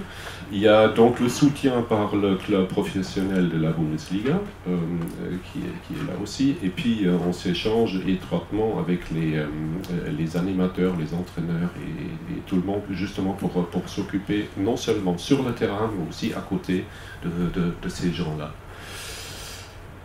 Donc qu'est-ce qu'on fait? Eh bien, il y a l'entraînement pour les réfugiés adultes et les adolescents, il y a un accueil gratuit au club. On a commencé à demander une partie des jeunes réfugiés, justement pour valoriser la possibilité de pouvoir jouer chez nous. Et puis à côté du terrain, il y a plein de choses. On organise des visites guidées, on fait des soirées culinaires, des voyages culturels et sportifs. Ça, c'est très connu chez nous. Des soirées, voilà, des fêtes d'anniversaire et tout ça. Et puis, il y a la collaboration avec donc Mainz 05, le club de la Bundesliga. Eux aussi, ça c'est notamment pour les jeunes, pour les adolescents, ils les invitent à assister avec leur Youngster Club au match extérieur. Il y a une fête d'été, il y a les joueurs qui viennent les voir pendant les entraînements. On a régulièrement, pendant les matchs à domicile, on a deux jeunes réfugiés qui font des balles autour du terrain. Ça c'est super pour eux. Et il y a aussi des porte-bannières en Ligue européenne et tout ça. Voilà. Pour les activités à côté du terrain, il y a une chose dont je veux parler en détail. C'était cet été, on a commencé un projet avec les ateliers des handicapés à Mayence, parce qu'on s'était dit, la population voit les réfugiés normalement en tant que bénéficiaires, c'est-à-dire c'est des gens qui viennent chez nous, qui ont tout, qui reçoivent de l'argent, des vêtements, chacun a son smartphone, c'est quand même pas juste, nous on n'en a pas, ce genre de choses. Donc, alors on a dit, ces gens-là c'est des jeunes qui veulent s'intégrer, qui veulent faire quelque chose pour la société, alors pourquoi pas les faire aider les gens qui en ont besoin, par exemple les handicapés. Donc on a commencé un projet avec les ateliers d'handicapés à Mayence. Ils sont en train de fabriquer un pin qui sera vendu pendant le match des chœurs, ça s'appelle comme ça à Mayence, c'est le dernier match à domicile de l'année. Qui sera vendu à ce moment-là, au lieu d'acheter un truc en Chine. Voilà. Ça, c'est la première chose. Et puis, on a lancé ce projet en organisant une journée d'activité pour les handicapés. C'était un tournoi de sport. Avec un match de foot évidemment, avec des gens connus de la politique du sport, voilà. Et c'était toujours mixte.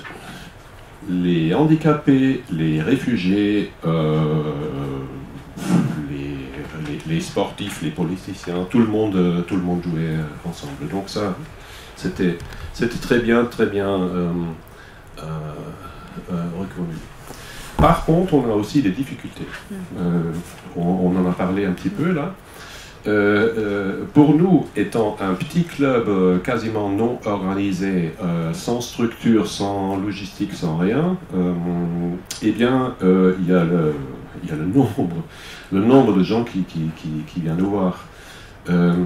On a déjà dû refuser les gens, on les replace dans d'autres clubs. Ça fait mal au cœur, mais voilà, on est limité, quoi.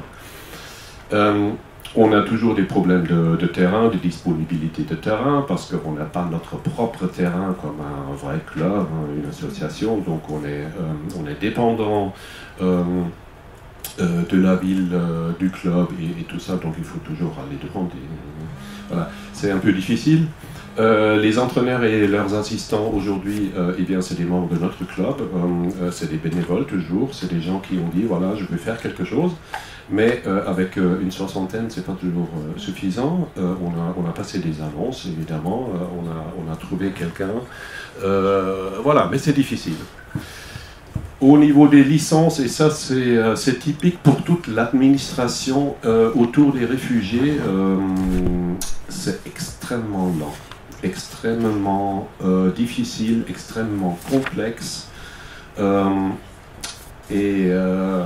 Donc, oui, pour nous, en tant que petit club, on n'a pas vraiment de possibilité d'influencer quelque chose. On commence à connaître les gens, parce qu'on travaille avec ces réfugiés depuis 3 ans maintenant. Donc ça peut accélérer ou faire accélérer les choses, mais en général, c'est beaucoup trop difficile. Les licences, c'est un exemple entre beaucoup. Eh bien, pour les matchs à l'extérieur, on a parlé de la camionnette, on en revient, on n'en a pas, donc c'est les membres du club qui font le transport, qui assurent le transport, qui font taximan. Et ensuite, il y a aussi le fait de la fluctuation, parce qu'il y a quand même des expulsions, il faut en parler, parce qu'il y en a. C'est-à-dire, c'est des gens qui quittent l'équipe et le club du jour au lendemain, parce qu'ils ne savent pas auparavant, ils savent peut-être un petit peu, mais à un moment donné, eh bien, ils sont juste plus là, voilà. Ils changent de ville parce qu'ils sont forcés, ils changent de club aussi, voilà. Et un grand point important, c'est le potentiel d'agression, parce qu'on parle quand même de jeunes, adolescents, masculins, qui sont seuls ici, qui sont entre eux, qui sont de culture, de religion, de nationalité différentes. Et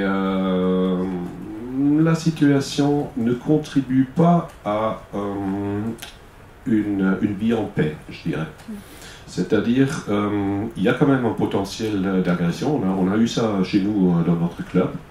Et on a malheureusement dû expulser quelqu'un parce qu'il n'a pas suivi les règles. Donc voilà, c'est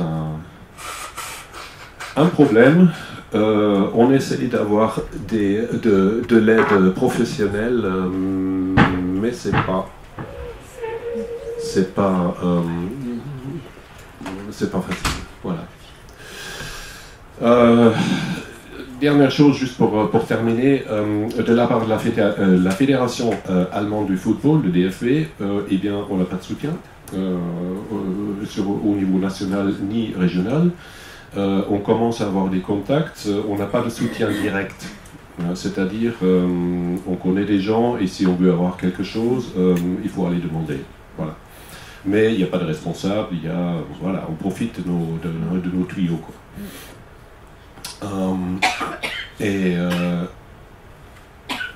Avec le club de la Bundesliga, Mainz 05, ça fonctionne super bien.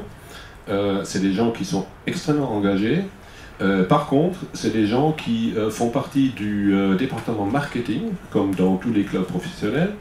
Et bien, le marketing, c'est un budget marketing, mais pas un budget travail réfugié, travail social. Donc, eux aussi, ils doivent toujours aller demander est-ce que je peux avoir des sous pour ceci, des sous pour cela.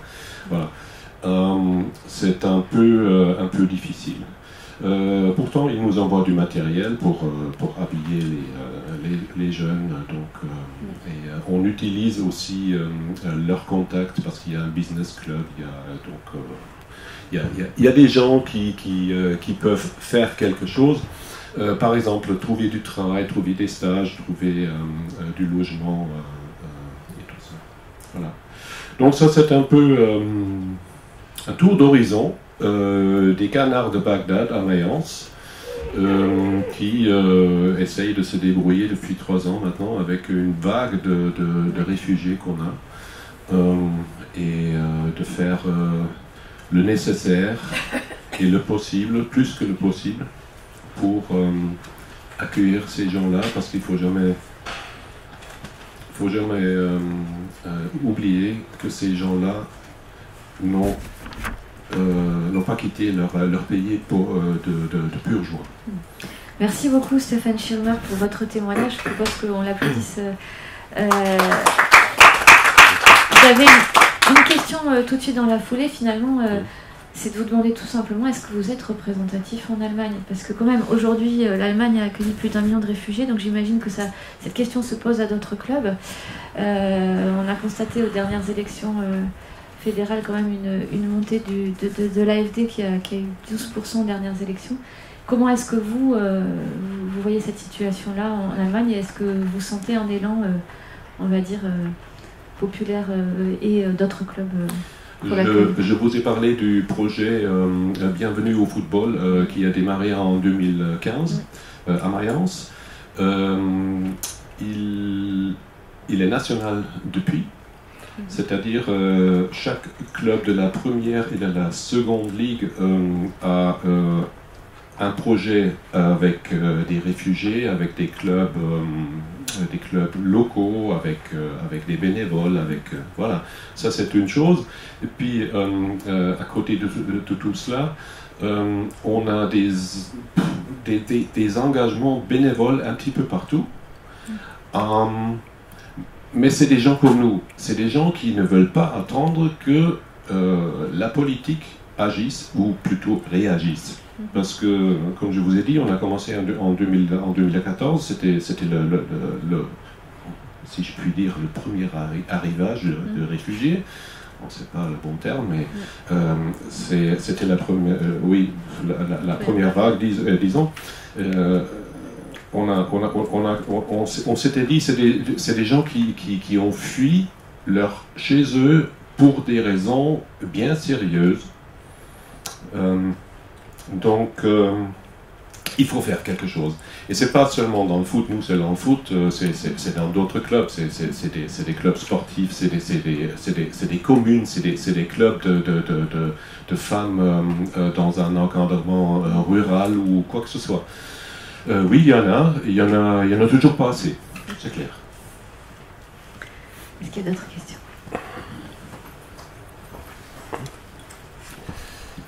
Merci pour votre témoignage. Les réfugiés suscitent des vagues de solidarité, mais les réfugiés font fuir les gens aussi. C'est pas un sujet extrêmement populaire dans l'opinion publique.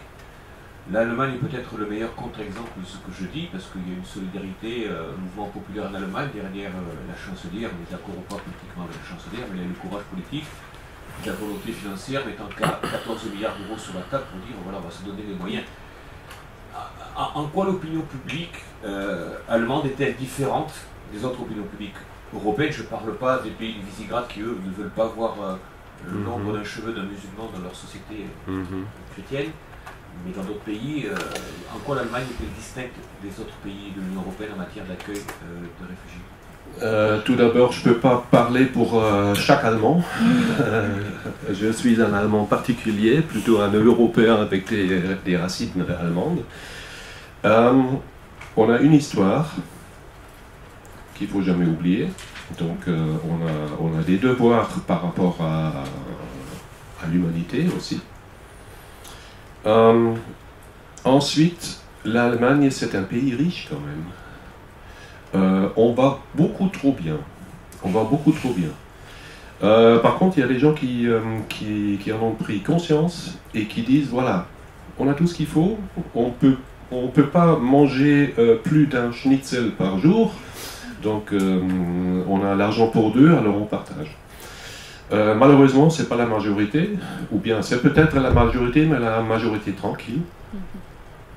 Il y a une partie, comme vous avez vu lors du week-end dernier, qui est beaucoup plus bruyant, qui ne représente pas l'Allemagne, mais c'est des gens qui... Bon, je ne vais pas aller dans la politique maintenant. Oui, pourquoi?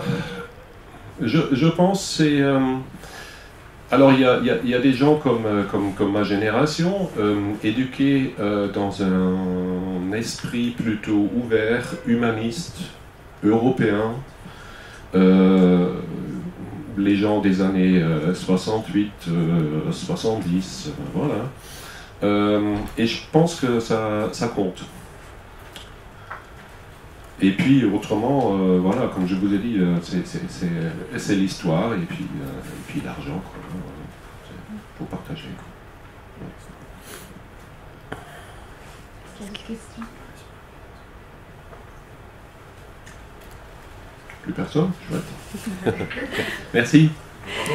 Merci à vous.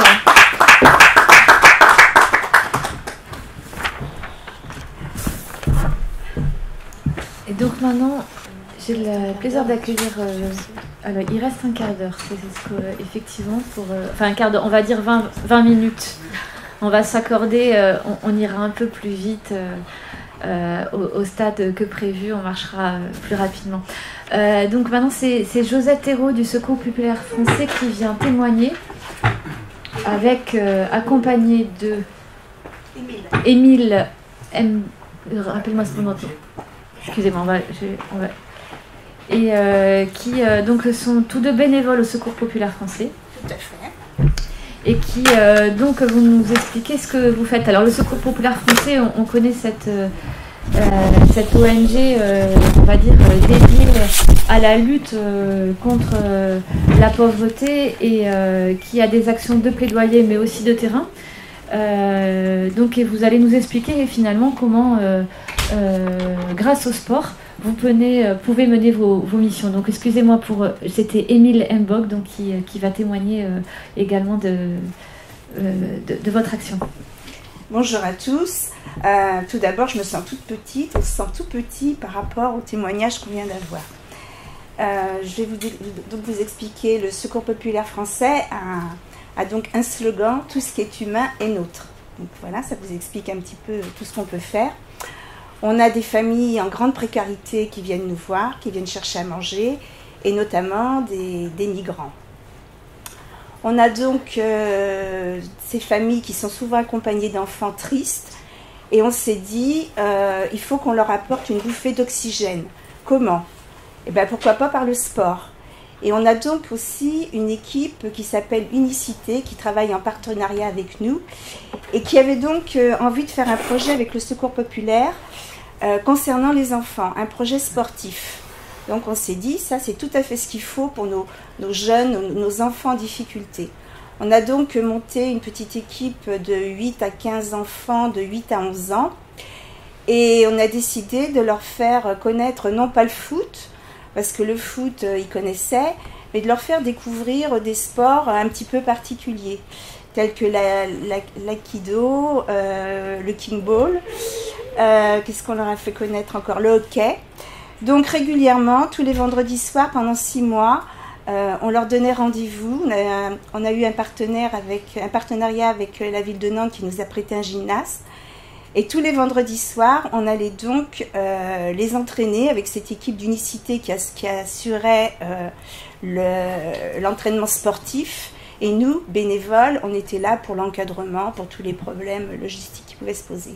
Voilà, donc ça s'est passé comme ça. Ça a été une expérience très riche, et pour les enfants et pour nous-mêmes, parce que, comme le disait ce monsieur, c'est vraiment un échange, un enrichissement pour les deux parties.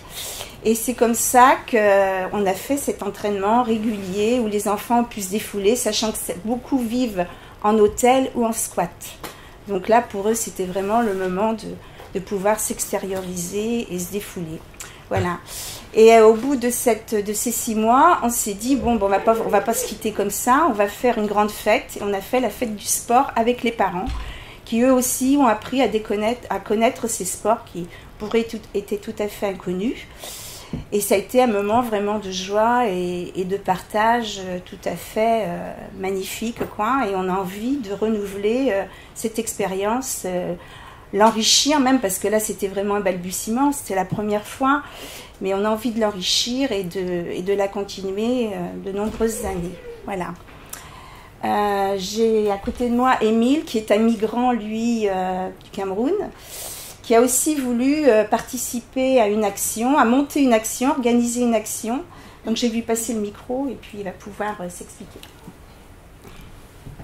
Bonjour à tous, moi c'est Emile Mbok, je suis originaire du Cameroun et le Secours populaire français pour moi c'est une deuxième famille parce que ça m'a vraiment permis de m'intégrer au sein de la société française.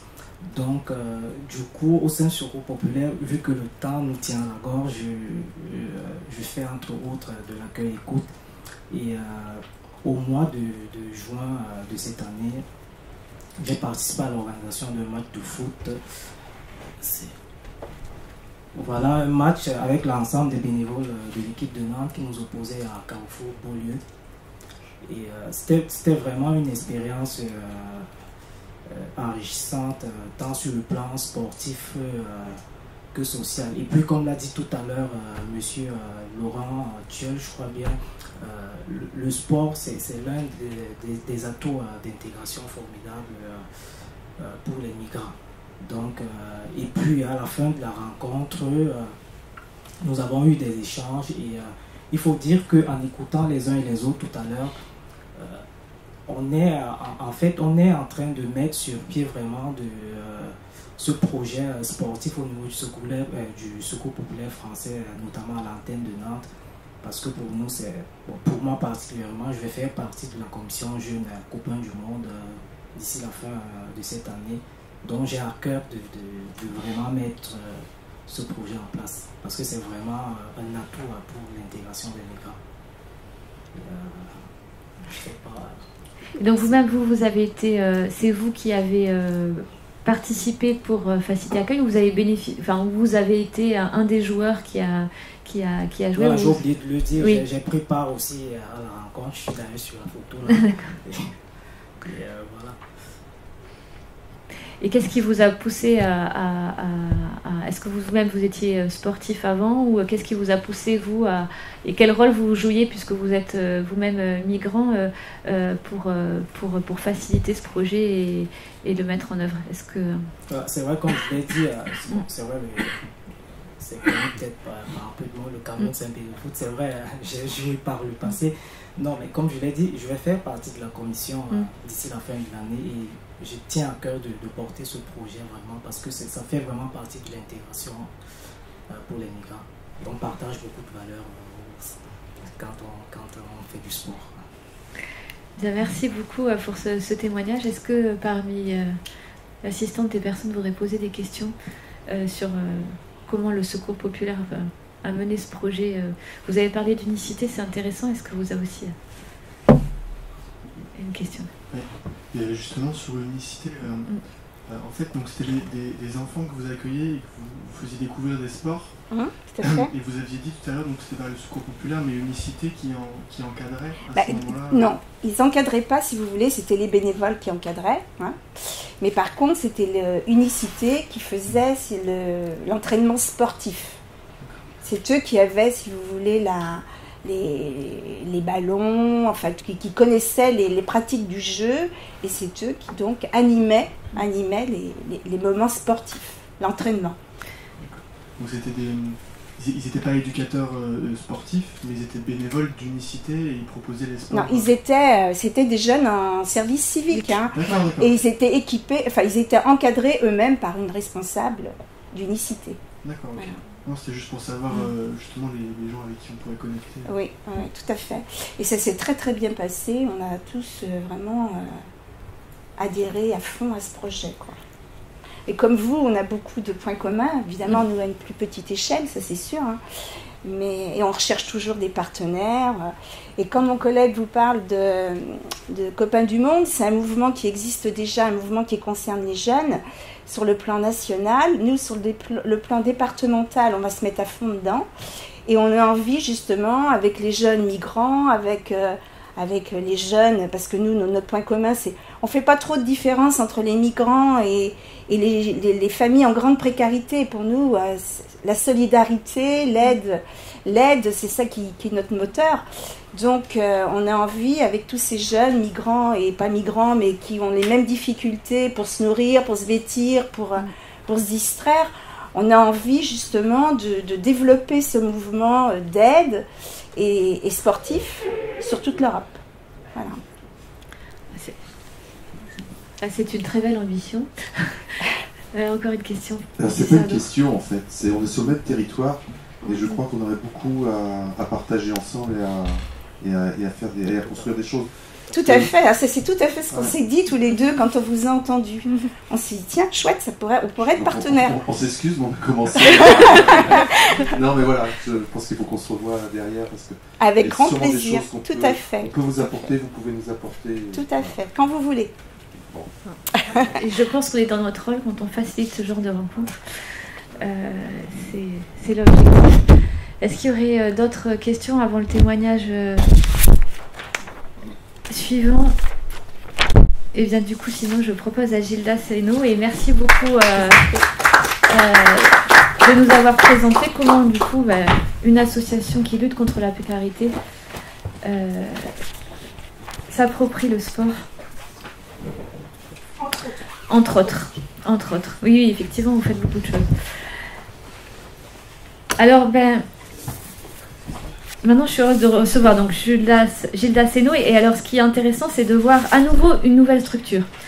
Le Centre national de danse contemporaine a diverses missions. Vous faites une programmation culturelle de grande qualité. Vous faites organisez des résidences d'artistes. Vous produisez des créations. Finalement, et aussi, vous enseignez la danse, une école supérieure de danse. Donc finalement, on s'interroge, qu'est-ce qui vous a poussé à accueillir des réfugiés, et puis qu'est-ce qui s'est passé avant qu'ils osent, on va dire, ouvrir la porte du Centre national de danse contemporaine. Bon, merci de m'avoir invité. Alors, effectivement, la danse... Qui est basée à Angers d'ailleurs, j'ai oublié de le préciser. Dans cette fin de matinée, comme vous le disiez tout à l'heure, c'était rencontres. Il se trouve, effectivement, je travaille pour le Centre national de danse contemporaine à Angers, et on s'est croisés dans les rues Langevin avec Bérangère Taxi, qui a introduit la matinée. Et je lui ai évoqué un peu toutes les missions qu'on avait au CNDC, et donc elle m'a gentiment proposé d'intervenir ce matin. Alors juste le contexte, c'est effectivement le CNDC, Centre national de danse contemporaine, on est un centre chorégraphique national, sous tutelle du ministère de la Culture, de la ville d'Angers. On a été un des premiers centres chorégraphiques à être labellisé en 84, et au niveau du CNDC, donc le CNDC a été créé en 1978, et on est rendu à notre 8e direction. Depuis janvier 2013, on est dirigé par un chorégraphe américain qui s'appelle Robert Sunstone, et brièvement, dans l'émission du CNDC, effectivement, comme vous le disiez, il y a des missions de création de pièces de danse, de chorégraphie, que Robert Sunstone réalise au moins une fois par an. Mission de formation, c'est-à-dire qu'en fait, on forme des futures danseuses et danseurs professionnels, donc ce sont des jeunes gens qui ont entre 18 et 25 ans, qui viennent du monde entier sur un système d'audition, et on est une école publique, on est vraiment sous tutelle, encore une fois, du ministère de la Culture. Et on accueille 40 jeunes qu'on accompagne pendant 2 ans pour qu'ils puissent conforter des bases au niveau de la danse et devenir des danseuses et des danseurs professionnels. On a tout un volet aussi de résidence d'artistes, c'est-à-dire qu'on accueille des compagnies nationales et internationales qui viennent se poser à Angers sur différents projets chorégraphiques pendant 15 jours, 3 semaines. Et puis il y a ce qu'on appelle le service éducatif pour lequel je travaille, qui est en fait l'EAC, dans notre jargon au niveau de la culture, c'est éducation artistique et culturelle, mais moi, ça a été super riche de vous entendre ce matin, parce que j'avais l'impression que sport et culture, en fait, voilà, il y a une porosité qui est, bon, j'invente rien, mais qui est assez géniale. Et du coup, donc, effectivement, on a tout un volet d'éducation artistique et culturelle, historiquement au CNDC, qu'on a beaucoup développé en partenariat avec l'inspection, avec le rectorat, donc avec des projets qu'on dépose, qu'on propose avec, dans les écoles, les collèges, les lycées, dans l'enseignement supérieur. Et puis, effectivement, de par mon parcours un peu atypique, je ne suis pas du tout un historien de la danse. Voilà. Moi, souvent je dis que j'ai un bac plus 10 en rock'n'roll. Voilà. Mais pour que je parle de ça, mais assez rapidement dans les dispositifs qu'on met en place, c'est pas que je m'autorise, mais effectivement il y a 20% de mon temps de travail, c'est le fruit de rencontres, et il se trouve que sur Angers, j'ai longtemps travaillé avec une éducatrice qui travaillait initialement à la maison d'arrêt d'Angers sur des projets auprès des détenus sur des projets danse. Et Evelyne Roger, en l'occurrence, travaille depuis une année à France Terre d'Asile, à Angers. Donc assez rapidement, dans sa mission d'éducatrice, elle accompagne des jeunes migrants. Et on s'est reconnecté, on s'est dit, tiens, pourquoi pas proposer un projet autour de la danse contemporaine avec des migrants, pour des migrants, mais avec des migrants, parce qu'en fait, c'est ce que vous disiez tout à l'heure très justement, il y a une richesse mutuelle, et en fait, nous, une des richesses au CNDC, c'est ce que je vous disais tout à l'heure, il y a l'école supérieure du CNDC, c'est une école de danse, où on accueille des jeunes qui viennent du monde entier, et il se trouve que dans la promo de l'année dernière, il y avait un jeune étudiant qui s'appelle José, qui a créé un solo. Donc la terminologie de solo en danse, c'est voilà, le fait de créer un solo qui dure 5 minutes, il est tout seul sur le plateau, et sa thématique voilà, était sur le voyage. Donc oui, c'est dommage, ça marchera pas. Bon, c'est dommage, hein. Non mais d'un seul coup en fait. Ok, bon, c'est peut-être le temps, il y a le match de foot là, c'est ça? Mais normalement bon, c'est pas. Non mais rapidement en fait, tout ça pour vous témoigner qu'en fait effectivement on a mis des choses en place autour de la danse, mais qui sont similaires à tout ce que vous avez mis en place par rapport au sport, c'est-à-dire que comme vous le comprenez bien, on s'est appuyé sur le fait que ce groupe, accompagné par Evelyne Roger, a pu visiter le théâtre. Voilà, rentrer dans un théâtre, c'est pas voilà, c'est pas anodin. Voir les différentes salles de spectacle. Je vous ai oublié de vous préciser, c'est qu'à Angers, on a la chance d'avoir un grand théâtre qui a un endroit un peu magistral qui s'appelle le Théâtre Le Quai, avec 2 salles de spectacle, 7 studios de danse, vraiment c'est un très grand bâtiment. Et du coup, voilà, il y a eu l'appropriation du lieu pour ce groupe, où on les accueille régulièrement à visiter des espaces, à voir aussi les différents métiers. Et puis après, on est passé beaucoup par la pratique, puisqu'en fait, au niveau de la danse, et ça rejoint par rapport à ce qu'on a évoqué ce matin. Ah, c'est moi qui ai peut-être... Tout simplement. Voilà. Donc on a proposé à José d'accompagner ce groupe. Alors, quand je parle de José, il l'a fait aussi avec Alice, qui est une autre étudiante de la promotion, où en fait il a accompagné le groupe par des ateliers de pratique. Voilà. Et voilà, le langage du corps. Alors comment ça s'est passé? C'était assez agréable dans le sens où José leur a appris ce qu'on appelle des phrases chorégraphiques de son solo, mais aussi les a invités à créer aussi leurs mouvements. Alors quand on entendait ce matin, j'ai entendu le langage, voilà, c'était super enrichissant et avec beaucoup de sourire en fait. C'est-à-dire que comment voilà, chaque jeune du groupe pouvait se présenter, donc évoquer son prénom, mais comment créer une gestuelle par rapport à son prénom. Donc ça, c'était les petits codes et voilà. Qu'est-ce que j'ai oublié de vous dire? Bon, voilà, je vais pas être trop longtemps, mais bon, c'était vraiment de témoigner sur le fait qu'on peut aussi proposer des projets par rapport à la danse. C'est tout. J'étais peut-être un peu confus. Désolé. Est-ce que vous avez des questions? Une, c'est est-ce que oui, vous... Oui. Une question. Combien de réfugiés accueillez-vous alors, de José? Alors. Combien, pardon. Effectivement, par rapport à votre question, c'est vraiment un projet de co-construction. Donc, les 10 jeunes étaient vraiment accompagnés par France Terre d'Asile. Voilà. Et après, ce que j'ai oublié de vous dire, c'est que ce dispositif, il a pu se réaliser à la fois dans un aspect financier quand même, grâce à un dispositif de la ville d'Angers qui s'appelle la Charte Culture et Solidarité, qui est un projet propre à la ville d'Angers qui en fait réunit des associations sociales, humanitaires, les maisons de quartier et les acteurs culturels. Voilà. Donc voilà, c'était vraiment un projet en co-construction, France Terre d'Asile, dispositif Charte Culture et Solidarité de la ville et le CNDC. Voilà. Est-ce qu'il y a d'autres questions?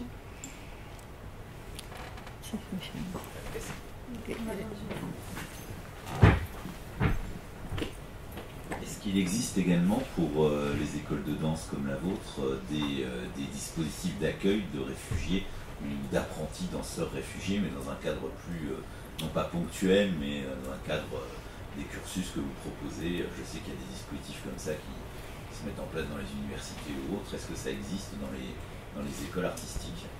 Eh bien, vous me posez une colle, mais je crois pas, non. Avant, il y avait... nous, par rapport à l'école supérieure, on avait des bourses. Je ne vous cache pas qu'on avait des bourses qui étaient délivrées par le ministère, chose qui n'existe plus trop aujourd'hui.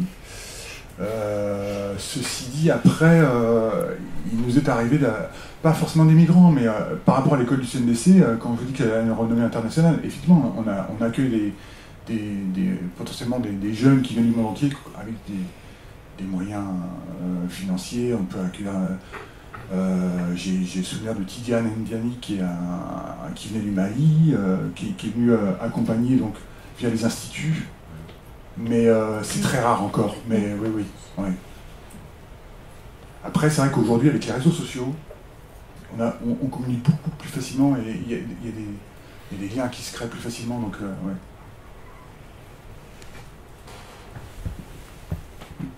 Moi, j'allais poser une question assez simple. C'est plutôt des filles, plutôt des garçons qui viennent assister à votre atelier? Ou est-ce que c'est vraiment mix? Alors là, en l'occurrence, le groupe de migrants, c'était essentiellement des garçons. D'accord. Voilà. Mais oui, c'était un groupe de 10 garçons. Tout le monde sait jouer au foot, mais tout le monde sait danser, naturellement. La danse, en tout cas la danse contemporaine, c'est hyper simple. Ouais. C'est hyper simple. Voilà. Il y a vraiment... Non, mais il y avait des... C'est vrai qu'il y avait des beaux moments et il n'y a pas de souci de faire la danse contemporaine. Et en plus, par rapport au corps, qu'on soit grand, petit, mince, plus gros, voilà, il n'y a pas de... on n'est pas dans les... Non, j'ai rien contre la danse classique, mais c'est vrai que le médium danse contemporaine facilite les choses. Donc il est... Merci beaucoup, Gilbert, de votre témoignage. Donc il est temps maintenant de conclure notre atelier. Je voudrais juste vous remercier. On voit tous quand même que vous êtes impliqués personnellement dans ces actions. Il y a sans doute plus qu'un simple moteur, on va dire classique. On sent dans vos témoignages beaucoup d'humanité et voilà, ça se sent. Merci. Et maintenant on va partir assister au lancement du match.